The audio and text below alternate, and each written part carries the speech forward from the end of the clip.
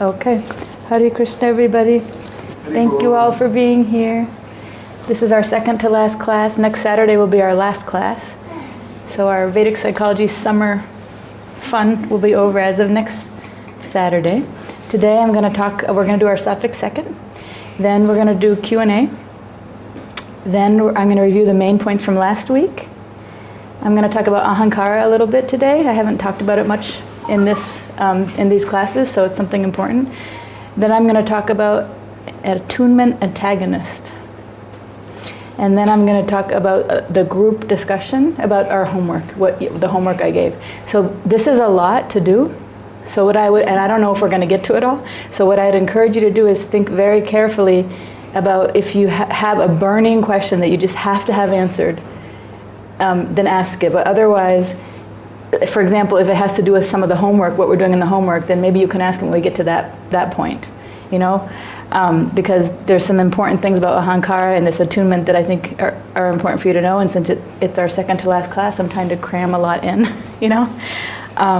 So just be careful when you think about what question you want to ask. And I'm probably not going to go into very long explanations either, so I can have time to get everything else done, especially because I know a lot of you probably did the homework.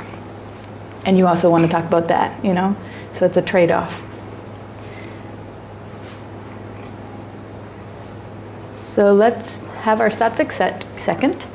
Just for 1 second, let's get clear on why are you here? Why are you here?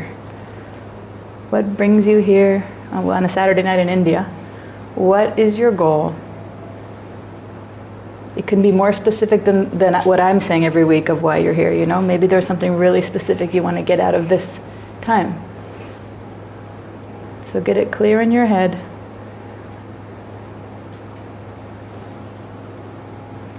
This is version 3.0 of the purpose of Vedic psychology. Each week I'm adding something. So now, before originally I said it was to learn about yourself. Last week I added and to change yourself, right? Now this week I'm adding one more part. Specifically, because you could change for the worse and think you're doing better, So what I'm saying is change yourself specifically by developing more compassionate empathy. Okay, so we're getting more specific each time. Why? So you can clear out anything that's blocking your mind from advancing spiritually. Compassionate empathy doesn't have to do just with being compassionate to another person. It starts with being compassionate to yourself. So that when you start being compassionate to yourself, meaning your inner child, all those parts of you that didn't get seen and didn't get nurtured, then you start clearing out some scars and anything that's blocking you. And then naturally you'll be compassionate to everybody else. Okay, so let's do question and answer. I know some people said they might have some questions. If you have something, please chime in, let me know, or if not, we can move on. Narota? I have a question regarding empathy. So we know that there are 3 types of empathy, and when we come to the latest one, which is the highest of Sattvic, it should be natural. So how can I practice this natural empathy while I may not feel an emotion towards the person? So if I start to rationalize, then it's no more the 3rd type of empathy. Good question. So you're saying compassionate empathy should be natural, and then how can you practice it? So it should be natural if a few things, which I'm going to get into in the lecture, okay? So it's not natural because of some things I'm going to explain today. So then how can you practice it? We can't really practice it. You can start with just your awareness. Start with your awareness of what kind of empathy you have, and then if you want to advance with empathy, practice it on yourself to your inner child. And that takes probably you working with a therapist to help you actually feel something instead of just mechanically going through, compassionate empathy, and then you kind of are like a robot, So it's a very good question, but it's not an easy answer. I would say find like a trained professional who works with the inner child and can help you empathize. Okay? But this idea that it should be natural, try to strike that from the record, because I don't know anybody who really had a completely compassionate mother and who's just naturally compassionately, empathetic as an adult. Okay. Any other? Oh, I see Purushottam. Yes, Purushottam. Yeah, the question seems like even the criminals, they love their children, so they also have some empathy. Isn't there is no empathy in the to a person? How could that be possible? I'm sorry, I didn't hear the beginning part. Even the criminals, they love their children or they love whatever they are, so they have some empathy towards them. So isn't there is not a single person who exists without no empathy, with no empathy. So you're saying even criminals love their children, and then you're saying, so how can a person exist without any empathy? Yes. Okay, that's a good question. So I didn't say that we have no empathy. I said we have low empathy, and most of us, if we do have empathy, even criminals, it's cognitive empathy, which means yes. you can kind of put yourself in their shoes, and it's really only for the people that are related to your ahankara, meaning it's my child. So I have empathy for him, not really empathy, but I can kind of put myself in his shoes and buy him a gift to make him happy or something. I know he likes fire trucks. So it's the lowest kind of empathy, so, yes. It's true though that criminals, especially sociopaths, have very high cognitive empathy. That's the problem. They don't have a heart, and so they know they're masterminds, and so they know exactly how to push your buttons and so I wouldn't say that we have no empathy or criminals have no empathy. It's just that they have too much of only one kind, this cognitive, and then they use that to manipulate because they don't have a heart. They don't feel bad if they hurt you. They feel happy, actually. They won, Okay, thank you. Okay. Any other questions? Okay. Vilas, you good? Okay. Let's move. So review of the main points. Here's our empathetic cat. Right? Okay, so these are the review of a couple main points. So number one is the most qualified students are high in compassionate empathy. Remember, we talked about that last week? Someone who's high in compassionate empathy is highly attuned to their own feelings and the feelings of others. They can understand others, that's the cognitive piece, but they also can feel. They can feel, so they're sensitive to the feelings of the characters in the story. So when you're hearing Bhagavatam, for example, you're feeling the mood, you're sensitive to those feelings. And then they also are the same sensitive to the people they're in relation with. So if you're living in a community like here, you're going to be very sensitive to the people you're in relation with, not just the guru, everybody. Yet at the same time, right, that we're supposed to be high in compassionate empathy. We're in this major empathy epidemic. Remember this concept? This anosognosia, right? I'm bringing this slide again because it's very important. It's this lack of insight, It's a symptom of severe mental illness, and I'm not saying anybody here has that. You can have severe mental illness like Alzheimer's disease, for example. So you can't see. You can't see that you actually have Alzheimer's disease. So it could be like that. But it also could be that you can't see that you have low empathy, or that you're hurting people, sometimes even people that you love. So it impairs your ability to understand and perceive your own illness. In some cases, people with this condition will rationalize what's happening to them. Thank you to our ahankara. That's the feature and quality, great quality of ahankara. We rationalize whatever we're doing, so we don't feel bad about it. We think it's right. And they also might cover up their symptoms. So that they might rationalize, but covering up symptoms could be, in other words, you might have some idea that something you're doing is a little wrong, but then you kind of rationalize. So you may have some insight into something that you're doing is off, but you don't want to change. So you say, well, so-and-so, I asked so-and-so, and he said it was okay. It's like, okay, So you kind of do whatever you can to basically not change. That's the quality of ahankara. It helps you keep doing what you're doing and feel good about it. Even, what's his name, Jeffrey Dahmer, the guy who was like killing people and eating them, he even had a good reason. If you watch the videos, you can go on YouTube and watch videos of like serial killers, and they have very good reasons why they do what they do. And they have no remorse, no empathy, so they're very high, no like feeling, affective empathy. So they're very high in the cognitive empathy. They're a mastermind on what exactly to say to that woman to get her into his house, or man, to kill him and eat him, So everybody's ahankara rationalizes whatever it is that they're doing, and they think that they're right. And that's why being a therapist sometimes is so hard, because I can see the ahankara, and I try to help the person see it themselves. And if they can't see it themselves, then I spend a long time, years in therapy, just kind of supporting them and helping them maybe see certain things. But then every now and then, when they're like, I don't understand why this person doesn't like me. What did I do? And then they ask me to tell them, and I tell them, then they get upset. And then all of a sudden, they turn their ahankara and all their samskaras turn on to me. I'm the bad guy, even though you've hired me to help you see the truth, what's really going on with you. So it's very hard. You have to establish a therapeutic bond first. And even when you've got that, the ahankara can get flip really fast and turn it all onto the person who's trying to help, you heal. So the ahankara is kind of like enemy number one, I would say, our own ahankara. And so this is what is a problem here. The ahankara is covering up your ability to see yourself, and that's why you're unempathetic, because you can't see yourself, you can't see how you affect other people, and that's why you're hurtful to other people. And that's why you don't take responsibility for why you're hurtful, because you don't think you did anything wrong. So even though we're in this empathy epidemic, still many people think they're empathetic, and they're highly attuned to others' feelings. Well, how can this be? Now we're going to get into the ahankara antics, okay? So here's some qualities of ahankara. You see this picture? Antics, like Daoji, what's antics? Like anti and pro. No, like the escapades, like the... Foolish, outrageous. Yeah. Foolish, outrageous behavior. Or amusing behavior. Yeah. How we see ourselves is not really how we are. Ahankara blocks our ability to see our flaws. See how proud that skunk is? Do you guys know what a skunk is? It sprays a very bad smell. It's called a skunk in the US.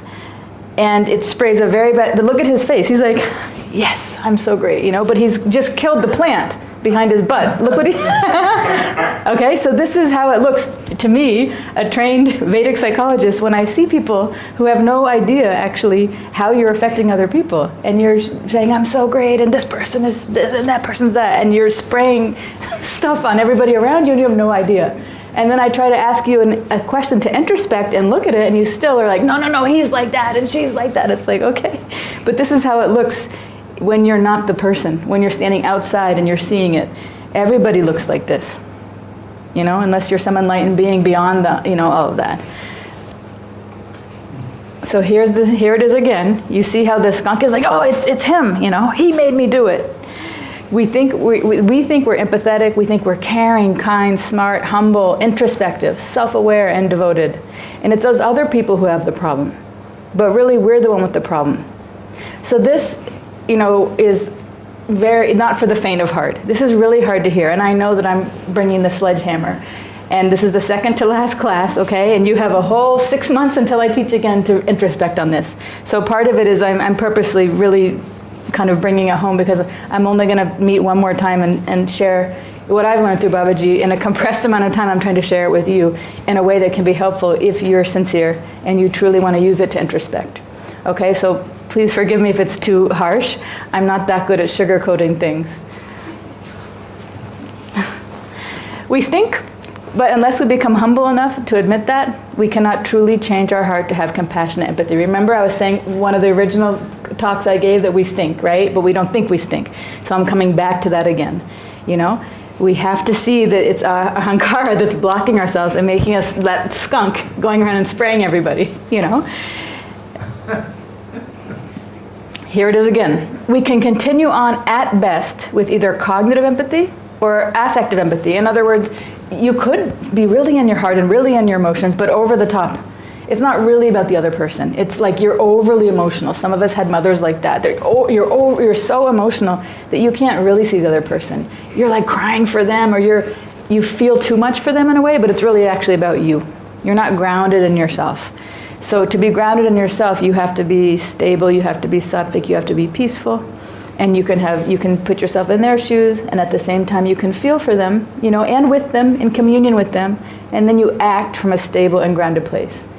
Not an overly emotional place where you're pressing and forcing them to do something, you're being aggressive, or you're being too emotional that you need them to almost pacify you.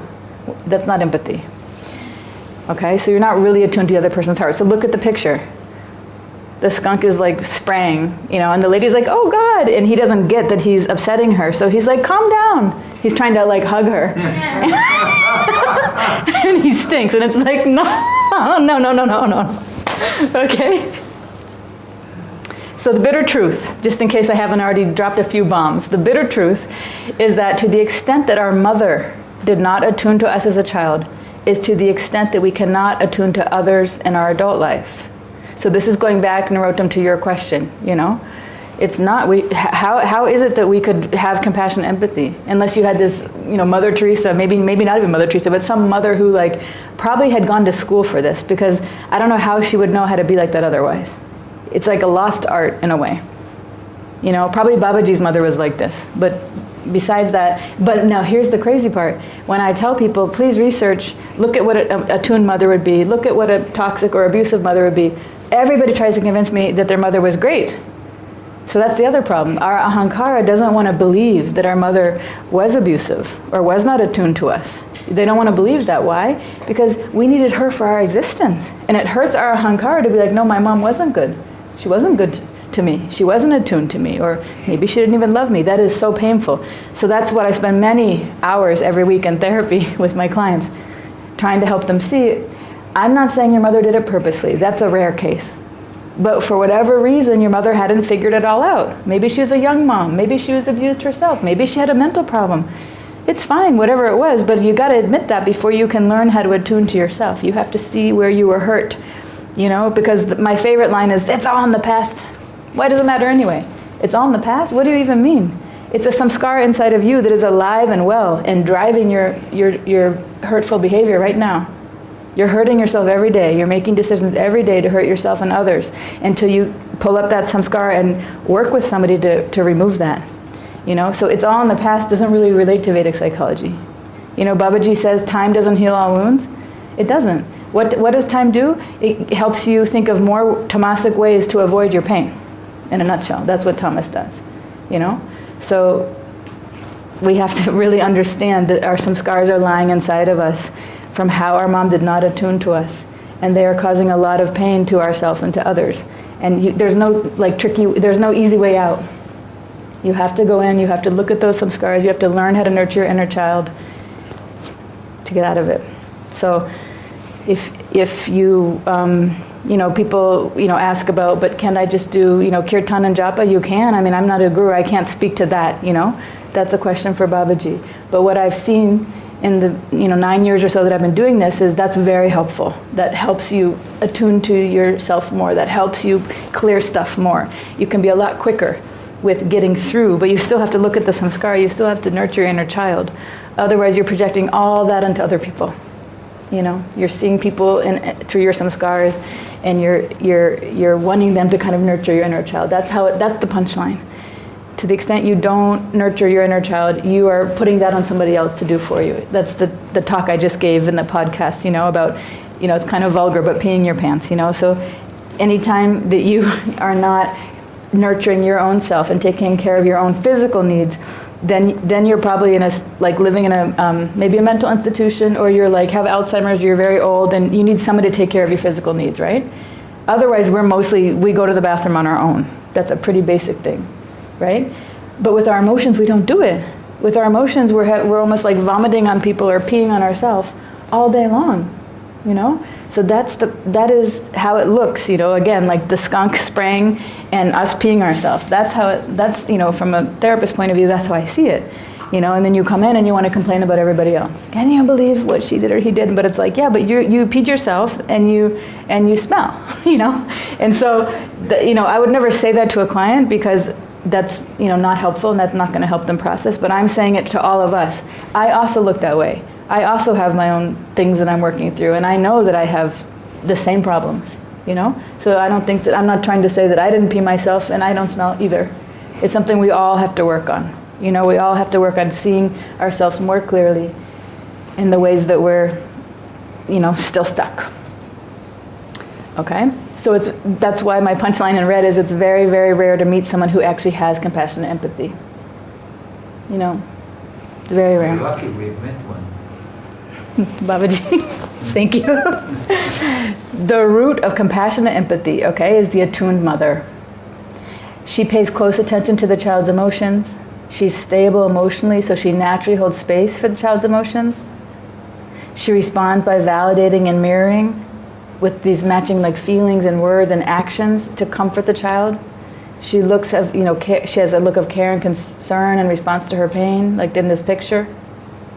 She does what's necessary to keep the child emotionally and physically safe, especially from the father. If the father's angry or if the father's unavailable or something like that.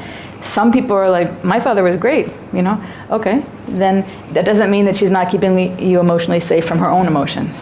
Some people, everybody has a different story, but if you had a father who was great, it doesn't mean that your mother was compassionate, because a lot of mothers are very emotional themselves, so they can't be compassionate to you. Or some mothers are completely shut down. They're not mirroring back. Like, remember that video I showed last week, of the mother who was, when she practiced in the experiment, the still face experiment of being unattuned and how much that baby freaked out. So if we ever had that experience as a kid, that's still in us. That's still a samskara, So if somebody doesn't attune to you, it feels that painful. But we've learned how to mask it or cover it, or we blast out in anger, or we feel depressed, but we don't realize that's actually the root of it. It's this unattuned mother. So the root cause of low empathy is the unattuned mother. She makes the child disconnect from her own feelings. Like, there's nothing wrong with our feelings, Everybody has feelings, and some of them are really good, some of them are really, heavy, really negative. Whatever feelings we have are perfectly fine. They're especially for a child, whatever is coming up, we should attune to, and make them feel like, okay, we might not want them to act on that feeling, by hitting their head against the wall or hurting another child, but the feeling is actually okay. And what mothers tend to do unattuned mothers tend to do is to make you feel bad for your feelings, to make you feel ashamed. You shouldn't have that feeling, or they don't even acknowledge it, or they try to make it all better, without saying it, or they tell you what's wrong with it, so there's always something, wrong. So it's a very rare mother who can actually hold the space for the child with their feelings. And then some mothers who I'm kind of working with in therapy and teaching, then they go too far the other way. They completely validate everything with the child's feelings to the point that that there's no boundaries. So that's also a problem. So it's an art to learn actually how to empathize with the child, but actually still be the parent. And still, you hear their feelings. So that's why this nurturing the inner child is the first step. You have to learn how to do it with yourself first. Then you can learn how to do it with a child or with another human being, So what happens is when the mother doesn't attune to the child ends up not having a sense of self. Like, my feelings are bad. There's something wrong with my feelings. I shouldn't have these feelings. So what does the child do? The child starts focusing on other people's feelings, on the mother's feelings, on the father's feelings, on the dog's feelings. It doesn't matter who, but not themselves. They feel ashamed about that, about actually having feelings. So they develop a deep sense of insecurity about themselves. They feel there's something desperately wrong with me, So this lasting and all-pervasive effect of the unattuned mother. Look at the skunk. Spraying and brushing its mane, even though it probably totally stinks, it thinks it smells good probably, right? The lasting and all-pervasive effect of the unattuned mother is jealousy. Why? Jealousy is the number one attunement antagonist. Why? If we feel insecure about ourselves, right, that becomes because of mother, then we will hate others who are secure in themselves, especially those who are attuned to their own heart and they're able to connect to others' hearts. Because we can't do it. So when we see someone who's doing that, we can't stand it. We want that. We've wanted that since birth. So instead of attuning to others' feelings, our ahankara makes us attune to either a glorified version of ourselves or a negative version of ourselves. So either way, it distorts our view. Ahankara blocks and distorts our view. It causes us to think that we're either greater or more important than other people, and more important than we actually are, or less important. It depends on how, we can't just say mother. I mean, this is a very complicated situation too, because father's involved, teachers are involved, there's other adults involved. So I'm just using mother now because that's what we're focusing on, but this takes a while to unpack it for each person specifically, what your special combination of samskaras are. But anyway, our view is distorted because of ahankara, of ourself and of others. And so what happens is we act upon this false information. Ahankara is giving us false information about ourselves, and then we act on it. So how do we do that? This jealousy makes us, I've already said this in a few other lectures, right? It can control and criticize, compete, exclude. We say no, we should say yes, because it's all about, I can't stand that person. They're in their heart, and it feels so wrong to me. Why? Because my mother wasn't in her heart, so she didn't help me be in my heart, so now I can't stand anybody in their heart.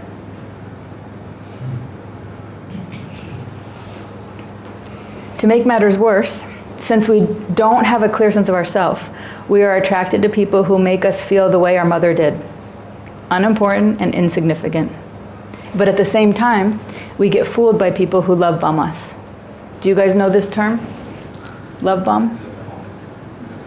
Love bombing is when somebody's like over the top praising you, over the top nice to you, showering you with like love, praise and love and all that. So we get fooled by those people. Because we actually don't know what love really is. I'm not even talking spiritually, okay? I'm just talking about a mother's love. We don't even know what that is. So it felt so bad not to be attuned to by our mom that we don't know what a proper attunement is. Haven't experienced it. We don't have a samskara that matches for that. So when somebody love bombs us, we're like, oh, this must be it. A lot of times I'll tell my client, like, when you go to like a cheap restaurant, they'll have like a fake plastic rose. We're like, oh, this is it. At least in the US, they have a lot of like fake plastic roses at cheap restaurants, and it might look real. So you're like, no, it doesn't, but it could fool you. So that's what love bombing is. You get fooled by people who overdo it with they're too nice and too complimentary to you. It's because we're so hungry for praise and attunement way back from our first few months of life that we get fooled. We can't see beyond the fake words. We can't see beyond that. And then, when there's actually a person who's kind to you, we push them away. When somebody expresses compassion and empathy to you, it does not match with any of your samskaras of what love is. So that person, you're like, ooh, they're smothering me. I mean, I work with a lot of clients who are single and dating. And I'm like, no. I'm like, you can't don't even go on a date until we discuss this, because they'll continue to pick somebody who is, not good for them. Because it's matching with their samskara of an unloving parent, And then the people who are nice, the people who don't love bomb them, but who are stable and steady, who show up on time, who are loyal, who, are truthful, but in a kind way, all that stuff. They don't like those people. They're like, ooh, that is boring. That is boring. I need some spark to my life. And I'm like, you mean drama? Somebody who's going to treat you like crap? Yeah, I know you need that spark. The nice person who's just steady for you and regular, that feels so uncomfortable. And that's a sign you can tell that you had an unattuned mother, Or the person who's nice to you, like you get close, and then when it gets too close, kick them away. You do something to push them away, right? That's another tendency. So if any of you are interested in learning more about this, it's called attachment styles. You can do like a YouTube search and you can type in attachment styles in romantic relationships. You can type in attachment styles in general and see, but this is where that comes from. And that comes in the first few months of your life, and it gets burned into your psyche. And you act on those first few months of life for the rest of your life. That's how you choose who you're friends with. That's how you choose, how to operate in relationships, who your romantic partner is. All of that is coming from how you did or did not attach to your mother. And most people have what's called an insecure attachment. And depending on the different person who's posting the theory, there's 3 or 4 different types of insecure attachment. And there's only one type of secure attachment, which comes from a mother who has compassion and empathy. So most of us are struggling with some sort of insecure attachment. One type is called anxious attachment, where you just, they didn't respond back to my texts, they don't love me.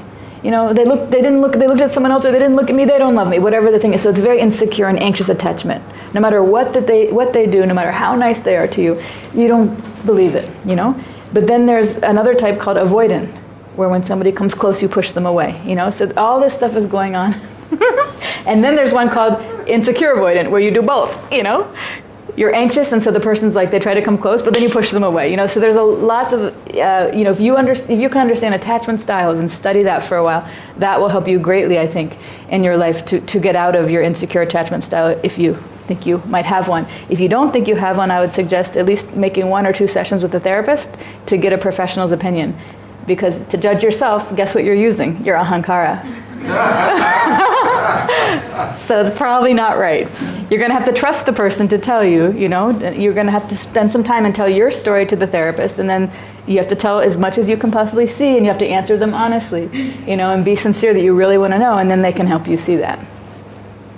Okay, so I was saying we push people away who are kind and who are expressing compassion and empathy because it feels so foreign to us and does not match how our mother treated us. We just can't believe that somebody is actually nice to us. It just doesn't match. We mistake fake for real and real for fake. So fake love, we're like, yes, this is it. Finally, I found the one, you know? No. And then when the real love comes, we're like, oh, no, that's so uncomfortable. They're smothering me. That's my favorite. They're smothering me. Smothering? Okay. Usually if you love somebody and they love you, it can't be smothering. Why? Because you're attuned to each other. If you need space, you give space. If you need to come close, you come close. You're doing this attunement all the time. But if mother didn't do it with you, you're just kind of groping in the dark. So we actually feel more comfortable with people who cannot attune to our hearts, and we call it love. Developing a sense of self. So that's where, look at how tiny this baby is. This is when some scars get made. You know, look at how helpless that baby is, and completely vulnerable and depending on the mother.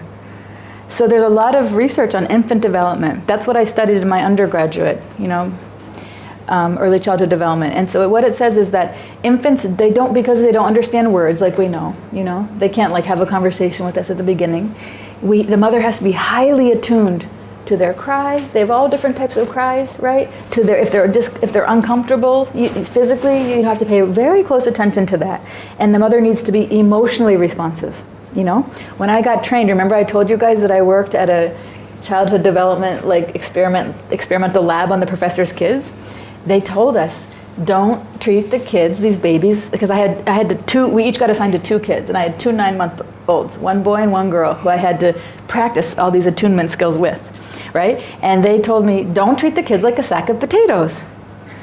Like, I'm like, what do you mean? And they're like, okay, like the little boy, his name was Ethan. Like if Ethan needed his diaper changed, you can't just pick him up and be like, okay, and throw him down the table. You have to be like this. You have to be like, oh, Ethan, it looks like you're uncomfortable in your diaper. Okay, can we go lay you down? You have to like talk to him and attune to him, come down to his level. And you also just can't pick him up. You go right down and go, Ethan, can I pick you up? We're gonna go change your diaper now, okay? And then while you're changing the diaper, you have to talk to him. This is gonna be a little cold, just 1 minute. Oh, I know, I see you're cold. So you're constantly dialoguing with him, you know? I see you don't like that. And then maybe, you pick him up again. Okay, it's okay. So this is the attuned mother, you know? And that was the training. I have some scars for that. I got trained when I was still, like I said, a teenager.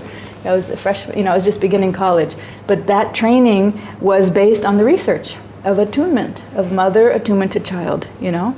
And so it's very interactive. It's very, you're almost like one unit moving how they move, you know? So attunement, what does that help the child do? It helps them to grow and develop a sense of self. So the attunement dance. The attunement dance starts with mother and infant. And the reason why I'm calling it that, I know maybe some of you are thinking, oh, Rāsa-līlā, but it's not that. What it is there's actually research done, believe it or not. There's something called dance therapy. You can look it up. And there's research done on how you can be a better dance partner and like real, dance like this by learning how a mother, compassionate mother, and attunes to the baby. Isn't that interesting? So they've done research on very specifically what an attuned mother does to attune to the baby. And they have now taught like professional dancers, here's what you need to do. Here's why you're throwing her up in the air and then dropping her, or whatever they're doing that's not attuned. And they're basing it on the mother's attunement to the baby. So that's why I'm calling it the attunement dance, because it's a real thing. So it starts with the mother and the infant. But as adults, the attunement dance is when people mirror and validate each other's feelings. Attunement is a blissful experience when you know each other's heart's desires and you act in ways to please the other. And I'll just make a little asterisk here. But you're not expecting anything in return. Okay? Because there's something called codependency, and there's other problems that we have where you act in a way to meet the person's heart's desire, but you expect them to be like, oh my God, thank you so much. that was so great, so helpful, you're so wonderful, or you're so smart, or you're so lovely, or whatever. So the attunement dance is not about that. There's no discussion about it, there's no feedback, there's no praise. It's really just, you can tell what they want, and you do something to help them, and then they can tell what you want, and they do something to help you. Maybe it's not even help, to please you, So you're doing this dance, and that's the whole idea of what the mother's doing for the baby. That's how she teaches the baby attunement. And then the baby does it the rest of the baby's life. But if the mother doesn't do it well, then the baby learns these dysfunctional ways kind of to attune, because it's not really attuning, right? Then the baby learns, babies are very smart actually. They learn ways to get their needs met, and everybody's needs at the core is love. So that's what happens, is the baby learns how to get love in a very, in a way that will hurt them ultimately and others. But they're all trying to do it. That's at the core. That's how I have compassion for my clients, because I try to unpack, what are you doing and how did you get to this place to think that that's how you get love, So then we go all the way back and figure out, oh my God, no wonder you're operating like that, because of what your mom did or didn't do, and also what your dad did or didn't do. It always makes sense when you get to the root. So attunement drives one to naturally do things to make others feel happy, comfortable, celebrated, and supported. And being attuned is a built-in also brake system. So if you're attuned to someone else's feelings, you won't do something to hurt them. You can feel for them, and they can feel for you. It's not possible. It's not possible to do that. And attunement impels one to change oneself quickly. Because imagine you're doing this beautiful attunement dance, and all of a sudden you realize, woo, like something came up that's blocking you from feeling attuned. In other words, you start doubting them. You start feeling unloved by them or something. Whoa, that is breaking the attunement. So very quickly, what is in me? Instead of what's wrong with you, you don't love me. Instead, what's in me that's making me feel that you don't love me? I gotta get that thing out very quickly so I can go back to that attunement. Okay? So the punchline. How does developing more compassionate empathy help a person advance spiritually? So compassionate empathy requires attunement to your own feelings first, right? Then if you're attuned to your own feelings, that means you are aware of your own jealousy. We all just heard Babaji say, I think 1 or 2 days ago, right? That jealousy is the all-pervasive, everybody has it. So if you're sitting here thinking you don't have it, that means you have a problem. I'm sorry to say it so bluntly, we all have it. And you have to, if you can't see that, that means that you haven't even begun this journey with Vedic psychology. You have to see where your jealousy is. If you are aware of your own jealousy, then if you know you have a problem, then you take responsibility for it. Like the skunk doesn't think he has a problem. He's just spraying everybody, even going and hugging them while he's spraying them. So he doesn't think he has a problem. So that's why he's not going to change. But if you realize, I am jealous, even if you can find one certain person, one certain instance, good, that's a start. Find something that's making you feel jealous, and then you take responsibility for it, and then you actively figure out how to get out of it. You have to actively figure out how. It has to be like burning you, more than the jealousy is burning you. You have to really figure out, how can I get out of this thing? And if you're out of it, then you're able to see everyone around you and their human struggle. You're not creating a struggle for them. You're actually having compassion. You're going, oh my God, everybody's struggling. Everybody's got issues. I feel bad for them. That's why they're behaving that way. Because if you're in your jealousy and if you're in your ahankara, it's all about you.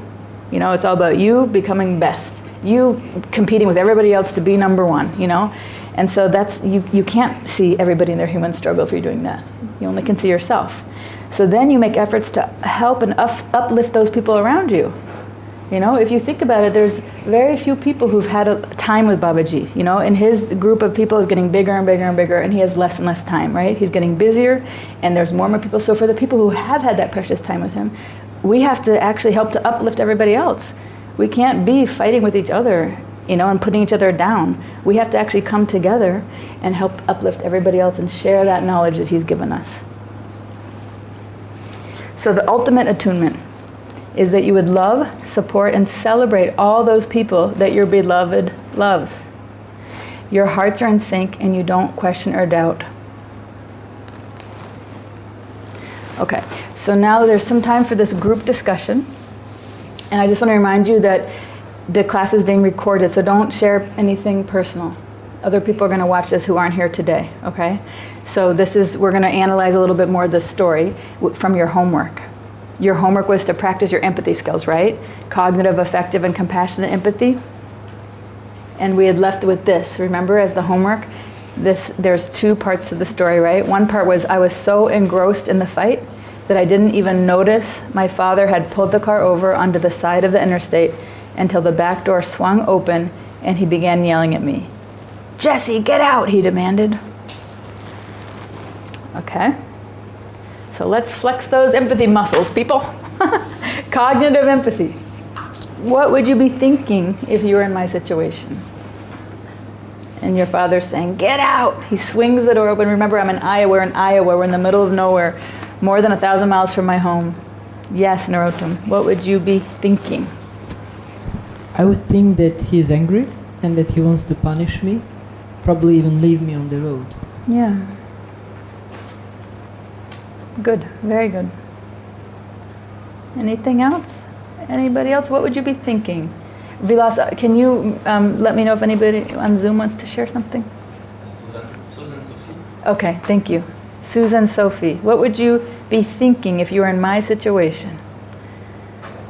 I'm thinking Father's very angry on me, but he don't see how much I'm hankering for his love, because my sister has the full intention from him.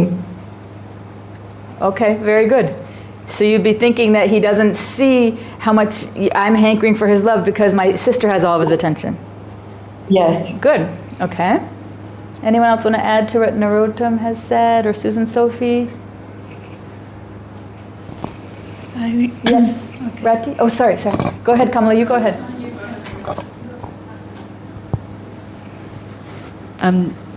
Is that on? Yep. You might be thinking, she's won again. She's won again. Yeah. Ooh. Yeah, competing with my sister. She's won again. That's a good one. Maybe some curse words too. That. I will think now I'm really lost. Oh, now I'm really lost. Yeah, because my dad doesn't, he's just telling me to get off on the side of the road. Yeah. I'm lost now. Yeah. It's finished. Very good. Very good. Anyone else? What would I be thinking? Vilas? Being vulnerable. Huh? Bhadra? Vulnerable. Oh, sorry. Vulnerable. Yeah. That would be feeling. Yeah, effective. Let's move to that. Oh, you want to say something thinking first? Yeah, maybe that no one understands me, like Yes. they don't understand me. Yes. Yeah, very alone, right? Nobody understands me. The feeling would be so alone, so isolated, vulnerable, right? But nobody understands me, you know? Very good. Okay, so let's move, unless there's anyone else for what I'd be thinking, let's move to feeling. Vilas? Vulnerable? Yes, very vulnerable. Susan Sophie? What would I be feeling?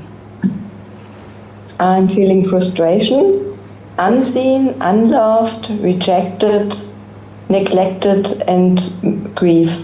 Yeah, that's a lot of heavy feelings. Good job. Yes. Yeah, very good. Anyone else? A lot of fear, Fear. Yeah, that's so scary, right? scary, and like, oh, what will be the next? I mean, when you're a little girl and you're on a road trip with your family, you're with your family, no matter how bad you are, right? That's the whole idea of empathy. Compassionate empathy is no matter how bad you are, I'm with you. No matter what you say, I'm with you, you know? I don't allow the bad behavior. I wouldn't say keep pulling your sister's hair, but I would say I see why you're pulling her hair. You're very angry at her. You're very upset with her. You don't ever kick the person out for having strong feelings, right? So that's very scary. Very scary. That sends a very deep message to a child to be kicked out, you know? Maybe lonely, resentment, and fear. Yeah. Yes. Did you say lonely? Yeah. Yeah. Yeah. Lonely, resentment at my father or sister or both? Or? Yeah, or everyone actually. Everyone. Yeah. Yeah, can be resentment on the father Yes. that you don't understand, or to Yeah. the sister. Yeah. Yeah, and fear because maybe I will be punished or something. Yeah. Well, he told me to get out of the car. Yeah, and maybe he'd even do something worse. You know? Let's see. Yeah, I was thinking too, which is actually also cognitive and affective in the same, which is this injustice feelings, like this is not just, it's like, Yeah, like in just because you are expressing something and then someone is like correcting you or shouting at you or something. And why? You feel you are right what you are doing, so it's unjust. Yeah, unjust and unfair. Why isn't he yelling at her? Unfair, why is he not yelling at her? Yeah. Shouldn't he be yelling at her too? Exactly, only me. Yeah, it's so unfair. Very good. Anything else before I move to compassionate empathy? So compassionate empathy, remember, is what you put yourself in my shoes, then you feel for me, and now in communion you want to do something to help me. What would you do? Compassionate empathy. If you were the loving, nurturing mother, the attuned, compassionate mother, what would you do? Daoji, can you be the loving mother? Can you be the compassionate mother? Or is that out of your wheelhouse? Like to find something. There's not much there. It's bedtime, I know. It's bedtime. My father would never do that, but if he did it, I'd say, do, you know. Okay, Mike, put the mic. So you're the compassionate, loving mother. So what would you say to the father? Well, if he says, Jesse, get out, what do you think you're doing? Yeah. You know, you can't do this. Yeah. You can't just leave her in the middle of nowhere. Yeah. She's a 12-year-old. Yeah. You know. I want. You cannot do this. Yeah. You know? Very good. Very good. That would make me feel safe, and protected. Very good.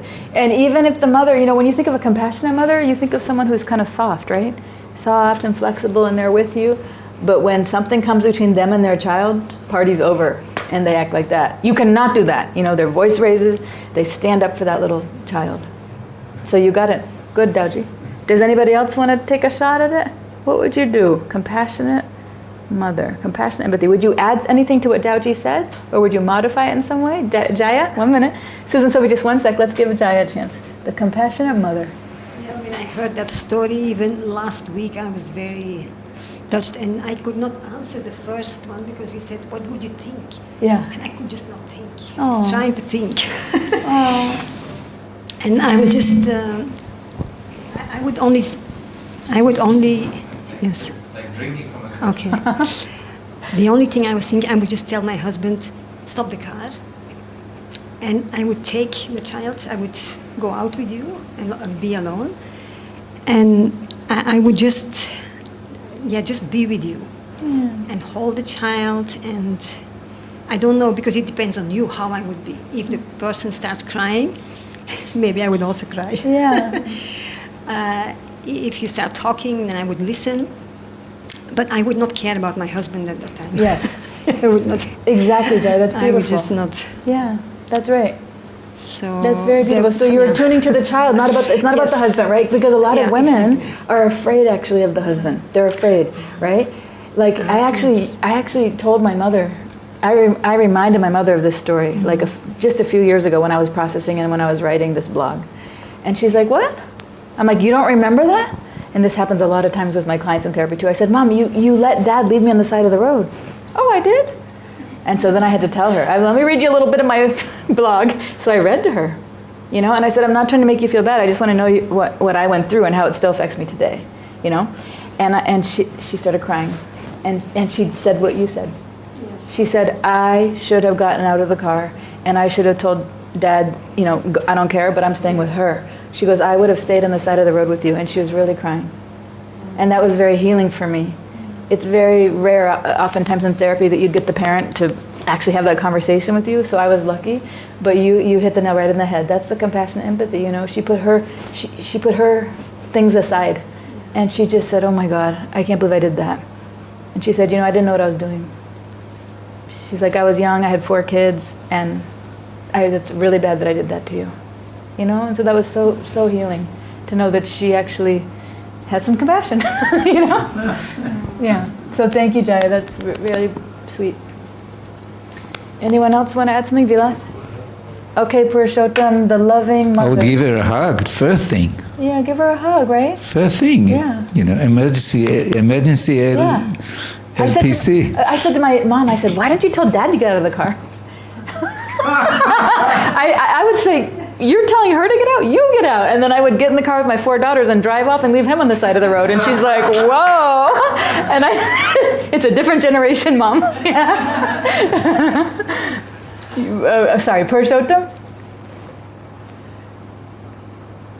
Were you going to say I have something? similar things, but I have a little change here. I would give my daughter a little signal there.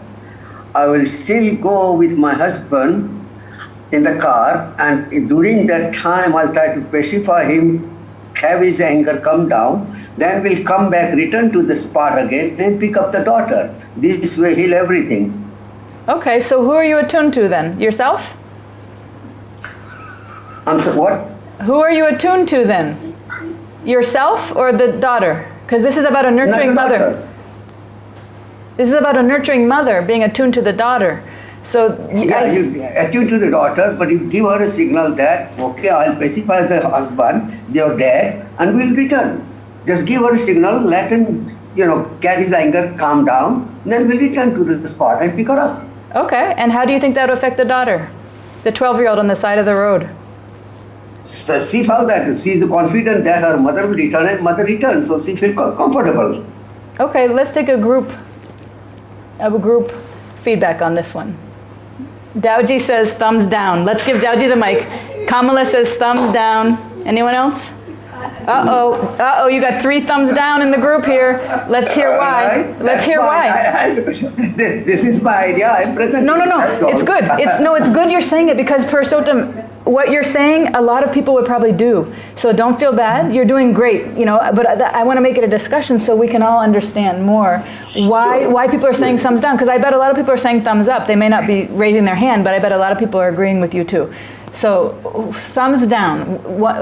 Respectfully debate with Purushottam. I want to hear why you think that this would not be good for the 12-year-old. Because he said he's going to go calm the father down, leave the daughter, but he said the daughter trusts the mother. So just, 12 years old on the side of the road, but, the daughter should know the mother will be back, right?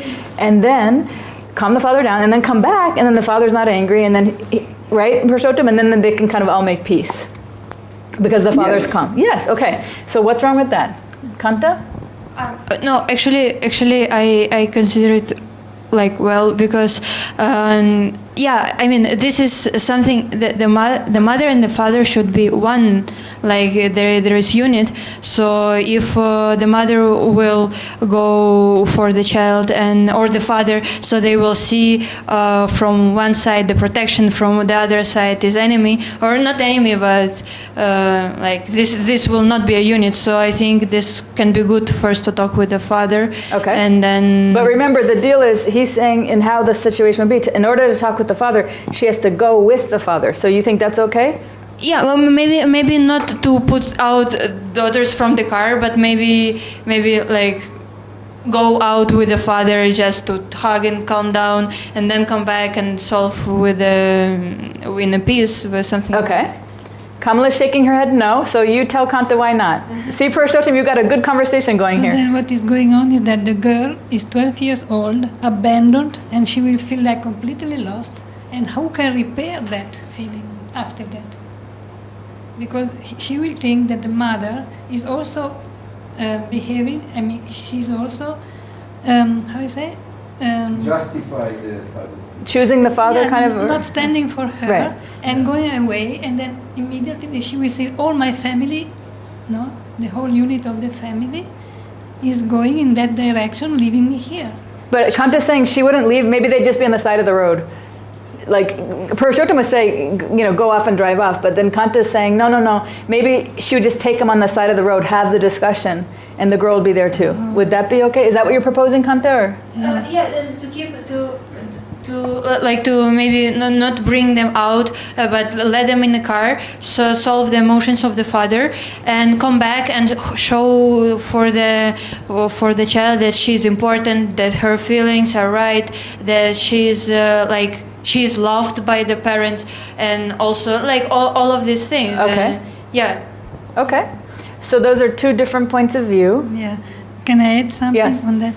But the thing is that the father was angry. The girl has to go out of the car, and they left. Everybody left. It's not that there was something else going on there. She was dropped out of a car in the middle of nowhere, and her family left her. So how she can now, in that condition, understand, oh, mother is with me, and then they will come back? I think that obviously they will come back, because when the steam goes down, then it not really abandoning you, but you thought like that you were abandoned. And yeah, I think most 12-year-olds would. Yeah, so then it's not possible to do that. Okay, let's let the people on Zoom have a chance. We're going to go a little bit over because Babaji's class is not happening tonight. It got canceled. So he's not coming. So it's okay if we just go a little bit over with the discussion. So Prajata was first. Okay. Go ahead, Prajata.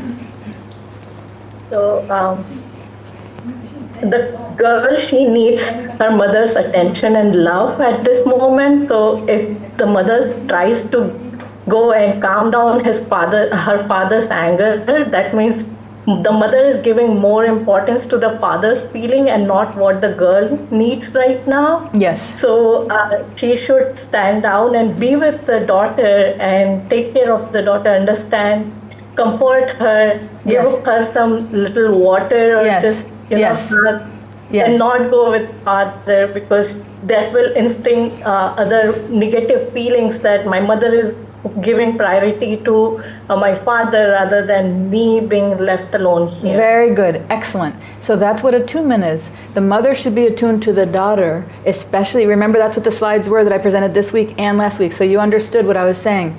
That's exactly it. The mother should be taking care of the daughter and not leaving her side. Attunement means you're going together, and if somebody comes in between that and the father gets angry, it's not about pacifying the father, because the daughter is going to take it that her feelings are wrong and they're bad, even if it's for 2 minutes. It's not about pacifying the father. The father is not a child, even though he's acting like a child, okay? The father is a full-grown man who needs to learn how to control his anger. It's not the mom's job to pacify him and calm him down while the daughter's sitting there freaking out and terrified. It's going to send a very bad message to her about herself. And that's what I'm saying. Your development of your sense of self is based on your mother's ability to attune to you, especially when you're scared. Especially, that has to be very highlighted, you know? So she has to come with you, and it would be very good for her to hear the mother say to the father, that's not okay to talk to her like that. You can't kick her out of the car. She's part of our family. Something like that. So she understands, oh, okay. And then the mother can say, it's not good to pull your sister's hair. We have to talk about that. Let's process that. But we're not going to leave you on the side of the road. We're not going to kick you out. You know, I'm sorry that your father got so angry. And then if the father gets angry at the mother, at least it's 2 adults. The mother can say, okay, you can be angry at me, but I'm taking care of our daughter right now. Okay? So let's give Tanmay a chance. He wanted to say something before he runs away. Tanmay, what do you have to say? Somebody at the door. There's somebody at the door, but I'll just quickly give my 2 cents. Okay. But I was thinking that if I was the 12-year-old, I would think, well, what happens if the mother is not able to convince the dad? Yeah. That means I'm going to be left on the side, which means that her fate depends on whether the mother has the ability to protect her, whether in this situation or any other future situation. Yeah. So if there's an abuser and she doesn't have protection, she's so vulnerable. Yes. If I were in her position, I would basically run away from the house.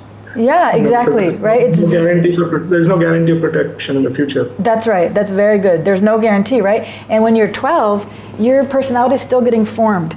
So all those things are very significant, what mom decides to do in these kind of situations. If mom decides to, go with dad, you're never going to forget that. That's why, I'm 51 years old and I'm writing this story of what happened when I'm 12. Why would I do that? Because it was so painful. Even if the mother said, Dad is really angry right now, but I see that you are scared and I'm not going to leave you. I am with you, and your dad is angry, that's his issue, and I'm really sorry, but I'm here with you. I'm not going to leave you. It's us 2 together. Something like that. Narottam? Did anybody else want to say something? Okay. Sorry. You want to ask your question? I have a question. Okay. What about the other girl? Because she may also be somehow traumatized by the whole event, because now we're speaking about you. Yeah. Or about the father, but we forgot the other one. We didn't forget the other one. That's a different exercise. So this is what I'm saying, is that you're not attuning. That's when you start thinking about someone else, because actually that happens very often, is that when I say, let's focus on you, then you want to focus on your mother, your father, the other person, instead of being like, let's go deeper into the very painful feelings of this little girl. It's painful to do, and we're trained not to do it. So our mind does that, Kamala. I want to just to add on the picture, when you are standing there in the middle of the road and somehow suddenly all your reality has changed. You're not anymore protected with the father, mother and sister going to vacation. Now you're in the middle of the road and everything can be like a big danger for you. Yeah. So you must be very, very, very, very scared about everything and not able to take any decision and what is the next. So being in this uncertain situation suddenly, I think must be very, very scary and very, how to say, it feels out of control, desperate, desperate. But if the mother was there and had attuned, I probably wouldn't feel scared because she would be confident, stable, secure in herself and saying, here's how it is, you've got me and Dad's acting crazy right now and that's not okay, you know? Yeah. And then a lorry driver is coming and then this and that and everybody can... You'll read the rest of the story, you know, what happened, but okay. So, Krishna. Yeah, I have two situations here. One is like I didn't project initially as a compassionate mother, but as a compassionate father, even if the situation is involving the father, because I cannot see myself as a mother talking that way. So, but it's like this. Like for me, anger is an influence, and one get anger, the other get. Talk about a compassionate mother or nothing. Yes. So be the compassionate mother. Yes. So from what that, would she say? What I will do is a disruptive action, which means change the game, because one get angry, the other get angry, and then everybody gets angry. So what I will do is just like stop the car when I hear this Jesse get out, and I say no Jesse get out, I get out, and everybody will get out, and we will go walk. So then everybody get like crazy, you know? Good. What? They say, okay, so you are Jesse, I am Jesse, and everybody here is Jesse, so we need to talk. Good. Okay? Very good. Like good job. Some disruptive action, you know? Good job. That's very creative and very strong. You see how confident the mother is? It's not about if the father, I'm scared of the father, you know? But I want to add that 100% I will not by any means disauthorize anyone there like an authority, because if I fight with the father in that way, there is another second message there. So I will not doing like that, but doing this disruptive like action for make everyone understand that we are all like we are passing for something together, and include myself. But sometimes it turns into a fight if you're sticking up for your child, and that's okay. Not fight for the sake of fight, but fight so your child knows that their feelings matter and you're going to protect them. That's different. In other words, the disruptive action could actually turn into a fight because the fathers might just be like, screw you, you know, they might, and you just say, I don't, you know, however you feel is how you feel. I'm not discussing it with you. I'm getting out with the kids. You're being really inappropriate and you're scaring them. You know? So sometimes you have to be willing to fight to protect. If you're attuned to your kid and they're scared, you fight for that. You know? Even the most docile mother, you know, if they're attuned in that way, they will fight for that, not for the sake of fighting, but for standing up for the kid. In other words, they're not trying to fight, but if the father gets angry back. And in that sense, I have a question. So in this situation, they will not create some like problem in the structure of the family where both parents sometimes, both have to give instructions. So if both parents fight each other in front of them or disauthorize the other in front of them, there is also a message in the sense like who have power, and then childs can also understand this for manipulation in the future. Like, okay, my mom have more power than my dad, so then I will come to her because last time she was telling this to dad when he told me, and maybe like create like groups inside the main family or something like that is my question. Something. It could be like that, but you know that's a loaded question. I mean, the main point is for this discussion is that you stand up for your kid as the mother to the father. What other things happen? You know, I can't say because there's a lot to that. You know, but the main point is the child needs to feel that the mother is protecting them, and if it's a fight, it's a fight. You know, it can play out in many other ways, and that's true. All that stuff could happen, but that could be a whole book. All right, I'm going to answer Bhadra and then we're going to go because I know we're going over and I don't want to keep you guys. Everybody looks tired. The action-packed hour here. Okay, Bhadra, yes.